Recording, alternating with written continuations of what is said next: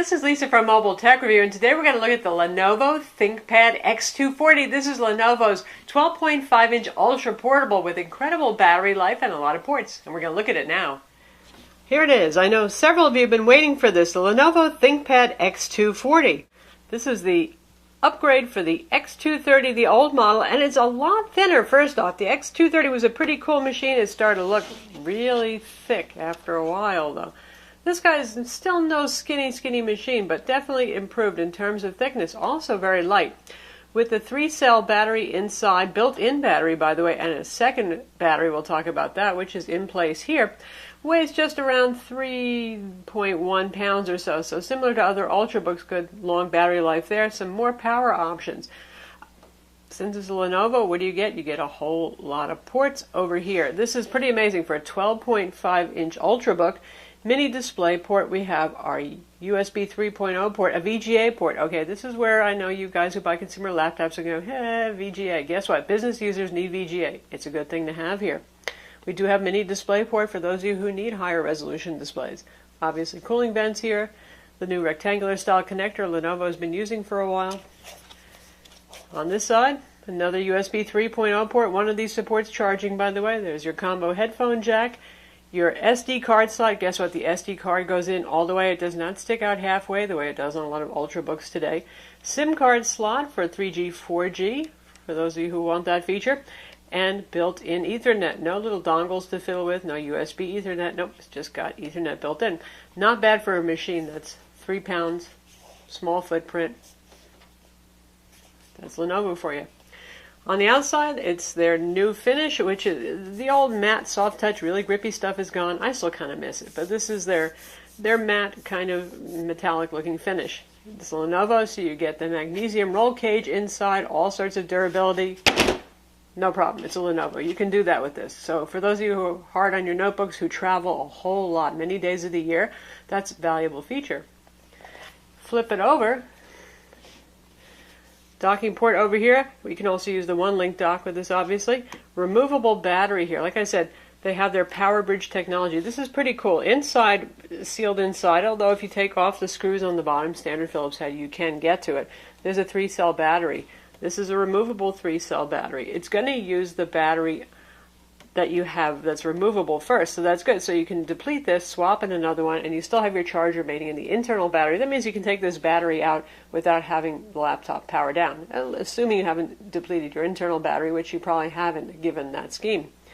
2 release latches. Lenovo wants you to make friends when you're on the go here, because as you're doing this, you've run out of hands already to try to push that battery out, but I'm going to try to shake it and get it to come out. It's not gonna. It's in there pretty firmly, so not an easy thing to do. You'll need somebody else to grip that battery for you.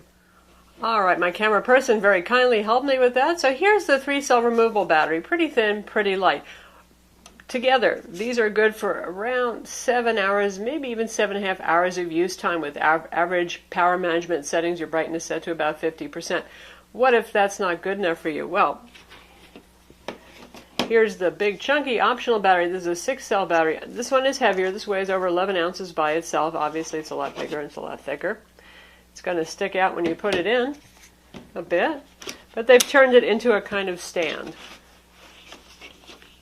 So it's going to prop the laptop up. Kind of looks like a drag car, doesn't it? They're pretty jacked up in the rear. Not a bad angle for typing. That battery plus the built-in battery, the one that's not removable, together you'll get like up to 20 hours of use time. It's insane. That's actually use time. I don't mean that you put it to sleep for a while overnight, yada yada. No, so that's a couple of business days worth of actually using your laptop. Wow. Now, obviously, because this battery itself weighs about 11 ounces, you're bringing up the weight of this to over 3.5 pounds, but that's still, for an Ultrabook, not that bad. Call it about 3.6 pounds together. Inside, it looks like a ThinkPad. ThinkPad lovers will enjoy the look. The rest of you will say boring black box. That's up to you to decide. I like the ThinkPad look just fine. It's clean, it's modern, it's no frills. First off, touchscreen display over here. We have the 1366 by 768 model with 10 points of multi-touch. That came out first, IPS display. Now you can also get it with 1920 by 1080, which is pretty much all the rage now in Ultrabooks.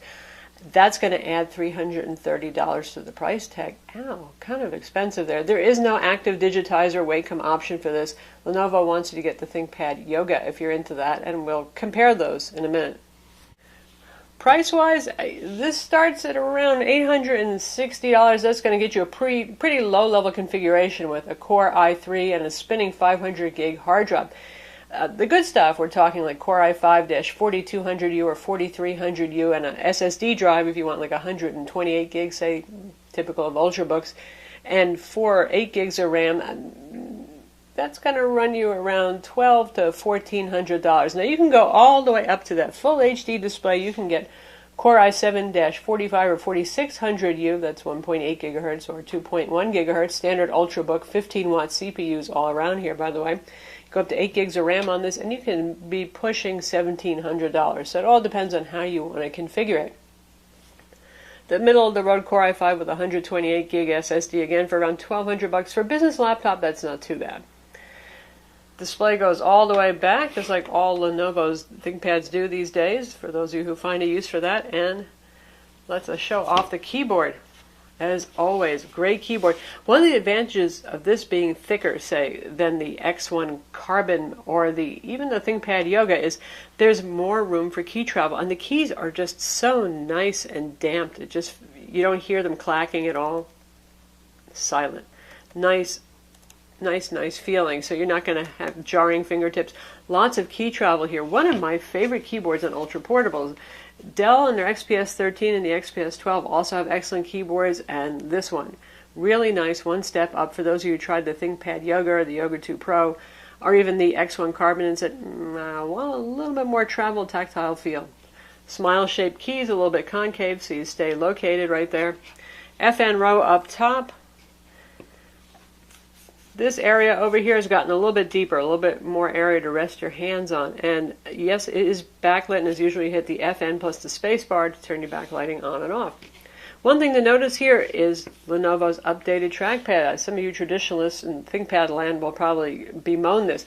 No discrete buttons anymore up here. It's all about being buttonless. So if you want to use the track point up here, buttonless click, buttonless click. I don't have a problem with it. It works pretty well. Nice, large, responsive, a little bit of drag on it. It feels good. And there's nothing much you can do about it. That's what Lenovo's moving to, folks. If you want a ThinkPad, you're going to have to live with that. But, again, I like it.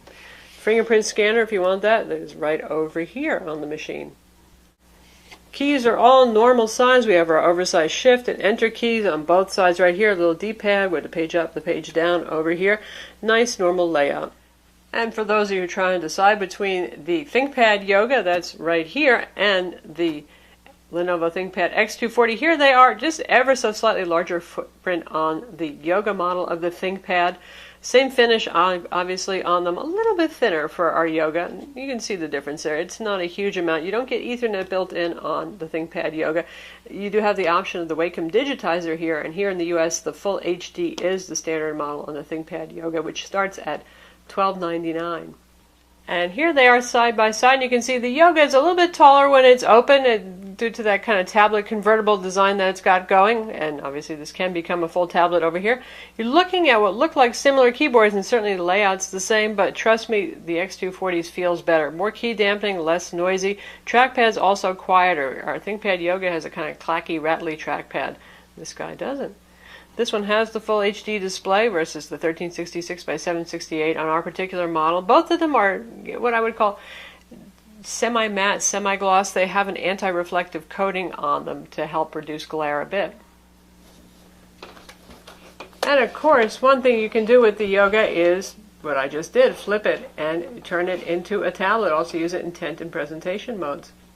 So in terms of internals and upgradability, the X240 is pretty impressive for an Ultrabook. It has a standard 2.5-inch drive bay. It has one RAM slot, so you can actually upgrade RAM yourself. Of course, the wireless card is socketed. And there's a little mSATA bay that can be used for a caching drive, say if you got the 500 gigs conventional spinning hard drive and you want a caching drive to speed up boot and program load times, or alternatively, that can be used by the 3G, 4G card. Again, 1366 by 768 or full HD, the choice is yours. For a $300 difference, $330, you can go up. For RAM, you can order it with 4 or 8 gigs of RAM. Obviously, since there's a RAM slot, you could upgrade it yourself if you wanted to later. And for CPUs, you're all looking at Haswell 4th generation Intel Core i3, i5, and i7 CPUs. And these are all the traditional 15-watt Ultrabook CPUs. Nothing fancy like the 28-watt CPU that's used in the Asus ZenBook UX301 we just covered recently. So you can get the i4200U, the i4300U Core i5 models. You can get the 4500 or the 4600 Core i7. For the Core i3, it's the usual 40-10U, which does not have Turbo Boost, unlike the other CPUs. You can get it with Windows 8 Standard, Windows 8 Pro, and even Windows 7 for you retro kind of folks. For Wi-Fi, Intel 7260, you can get it with dual band or single band. I would recommend dual band so you don't have to worry about interference on the 2.4 gigahertz band with microwave ovens, Bluetooth mice, Bluetooth keyboards, all of that kind of stuff. Bluetooth is optional, but the funny thing is it's usually built into those two Intel adapters, so I wouldn't put much stock in what Lenovo says in their spec sheet. Now, it's your standard Ultrabook. It's more than capable of office, web browsing, social networking, streaming, HD and full HD video. Light coding for those of you who are programmers. Some working with Photoshop's just fine too. Not really a gamer. You can play Civ 5 that plays on Ultrabooks just fine, and older games, 3D games, the Metro Live Tile games, but it's not meant for Battlefield 4 at medium or high settings. You might eke out at low settings maybe, but the fan will go whirr.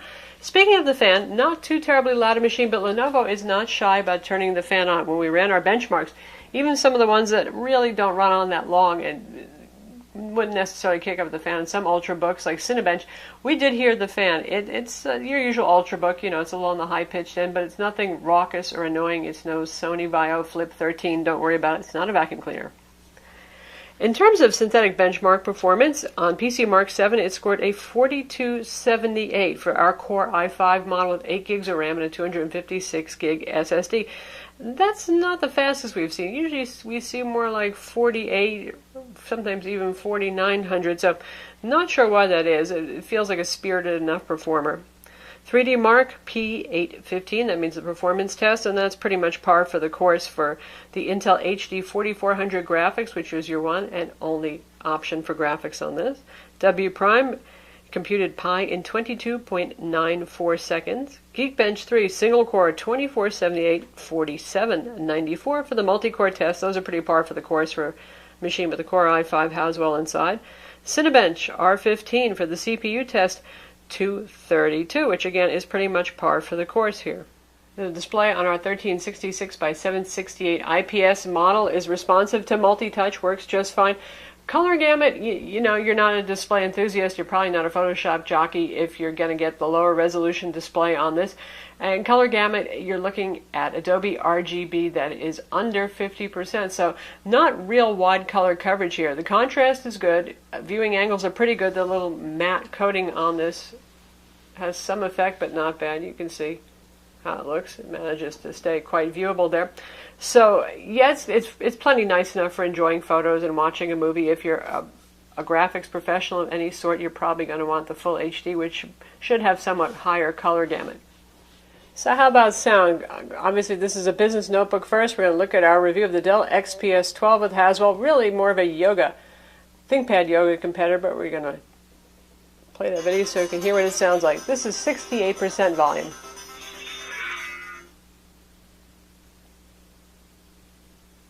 This is Lisa from Mobile Tech Review, and today we're going to look at A the little harsh, a little tinny. Certainly loud though. Lenovo does a good job with Wi-Fi, and this has a single band Wi-Fi in it and had very good reception, nice and strong. So generally speaking, you don't have to worry about that with Lenovo. So who's this for? This is for the mobile professional. Obviously, it's not for those of you who are looking for wild, crazy, Gorilla Glass, sex appeal, thin, pointy designs, anything like that. It's for those of you who need that ruggedness that you got here, the incredible battery life, the nice power bridge option with the 3-cell or the 6-cell battery, so you can either have it be slim and normal looking like any Ultrabook, or you can have that bulging battery on the back, which isn't too bad a bulge. That's going to take you on for a couple of business days worth of work. Really just amazing. You get all the ports here. Again, this is the stuff that business users really crave and want, so if that's you, this is your laptop. So that's the Lenovo Thinkpad X240. Certainly for you road warriors who need something ultra portable, you got a lot of ports here. You got insane battery life and today's Haswell Ultrabook internals. I'm Lisa from Mobile Tech Review. Be sure to visit our website for the full review and don't forget to subscribe to our YouTube channel.